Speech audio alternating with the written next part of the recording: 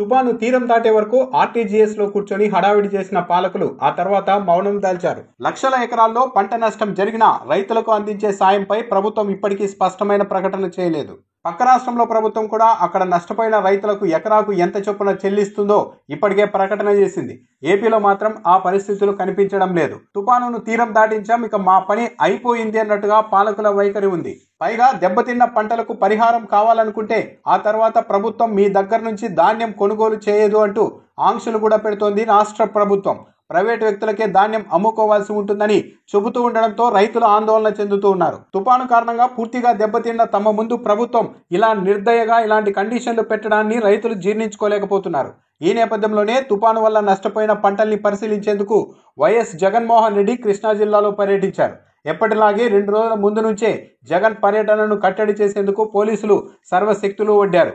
ఎక్కడికక్కడ వందలాది మంది పోలీసులు మోహరించారు. ప్రధాన రహదారులను కలిపే చిన్న చిన్న దారుల్లో కూడా పోలీసులు బ్యారికేడ్లు ఏర్పాటు చేశారు. జగన్ వద్దకు వెళ్లేందుకు ప్రయత్నించిన వారిని అడ్డుకునే ప్రయత్నం చేశారు. పైగా ఈసారి పర్యటన కృష్ణా జిల్లాలో కావడంతో జగన్ పర్యటనను ఎట్టి పరిస్థితుల్లోనూ విఫలం చేయాలి అన్నట్టుగానే ప్రభుత్వ వ్యూహాలు కనిపించాయి.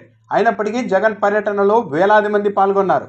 మహిళలు, రైతులు, మత్స్యకారులు జగన్కు స్వాగతం పలికారు. గతంలో వివిధ పంటలకు గిట్టుబాటు ధర లేక రైతులు అల్లాడుతున్న సమయంలో కూడా ప్రభుత్వం తమకేమీ తెలియనట్టుగా తొలుత వ్యవహరించింది. కానీ జగన్ పర్యటన చేసిన ప్రతిసారి ప్రభుత్వం మీద విపరీతంగా ఒత్తిడి పెరగడంతో ఆ తర్వాత ప్రభుత్వం స్పందించాల్సిన అనివార్య పరిస్థితులు ఏర్పడ్డాయి. ఈసారి కూడా జగన్ పర్యటనతో ప్రభుత్వంపై ఒత్తిడి పెరిగి తమను ఆదుకునేందుకు రాష్ట్ర ప్రభుత్వం దిగి వస్తుందని రైతులు ఆశిస్తున్నారు. జగన్ పర్యటనను కట్టడి చేసేందుకు వందల మంది పోలీసుల్ని మోహరించినా సరే భారీగా జన స్పందన రావడం చర్చనీయాంశమైంది. అది కూడా కృష్ణా జిల్లాలోనే జగన్మోహన్ రెడ్డి పర్యటనకు ఈ స్థాయి స్పందన రావడం చర్చనీయాంశమైంది. ఒకవేళ ఎలాంటి ఆంక్షలు లేకుండా వదిలేసి ఉంటే ఇంకే స్థాయిలో స్పందన వచ్చేదో అన్న చర్చ నడుస్తోంది.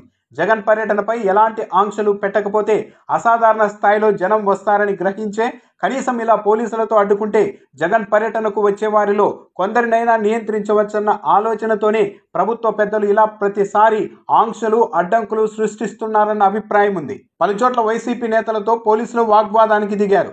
జగన్ పర్యటనలో మీరు పాల్గొనడానికి వీల్లేదు, వెళ్లిపోండి అంటూ హెచ్చరించారు.